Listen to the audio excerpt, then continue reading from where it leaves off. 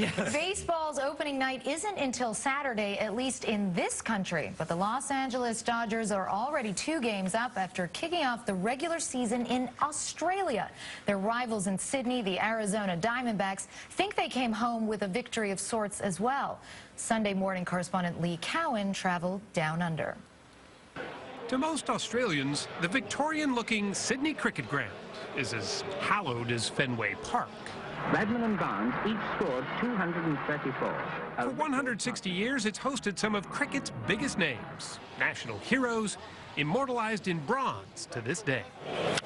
So when Major League Baseball came to Sydney to open its 2014 season, you can forgive the crowd for not quite getting America's pastime. Well, Dodgers. They love the foul balls. I guess in cricket they don't get to keep the ball if it goes in the stands, but here every time someone hit a foul ball it was the loudest ovation of all. The Dodgers series against the Diamondbacks was a curiosity more than anything.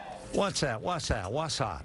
As veteran Dodger announcer Vin Scully told us, Australia's already pretty busy with a host of other sports. I see so many cricket matches, so many rugby and super rugby. I mean, channel after channel after channel. And nowhere baseball. Right, no baseball. And we're only going to be here for 2 games. So I don't expect the continent to fall in love with baseball.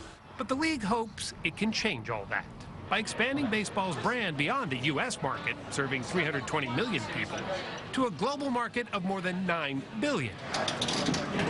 More fans means more business, more sponsorship deals, more TV broadcast deals. Not to mention an increased pool of potential players. That is the Fenway, the Wrigley, and it just works. Derek Hall is the Diamondbacks president and CEO, who's made the 8,000-mile trip to Australia 3 times just in the past year. Does the game just sort of sell itself in some way? It is selling itself. We see an emerging market here where more and more kids are starting to play the game. They're participating. The levels are up. And so for us, it's an important market to get in young. Stan Kasten, part owner of the Dodgers, thinks Australia could be baseball's diamond in the rough. Great athletes here, tremendous sports fans, and I think they're just waiting to get exposed to baseball. Compared to, say, the NBA, Major League Baseball doesn't have a long international reach, but it's trying. This is the 7th time it's opened its season outside the U.S., and the marketing of the major leagues was in full swing down under. It's not that baseball and Australia are complete strangers. Some 24 Australian-born players have already made it to the American big leagues. One of them is Craig Shipley, who could barely believe the transformation of his beloved cricket ground. When you walk out here and you're sitting here, you don't think cricket. Really? No, you look out here and you think, I mean, this is a big league baseball stadium. Yeah. He left Australia for a career with the Dodgers and is now a special assistant to the general manager for the Diamondbacks. Hugh, congratulations. His mission? To recruit baseball talent in Australia, tempting young players not only with just major league contracts, but with baseball scholarships to U.S. colleges. You can't play rugby league in college. You can't play cricket in college. You can't play Australian rules football in college in America. Yeah. So baseball in that regard is unique. It won't become a new favorite sport overnight, but baseball is infectious, and it's certainly catching. They're really good. Take Alex Smith, who took a transcontinental flight from Perth with his dad, Gordon, just to watch the big leaguers play.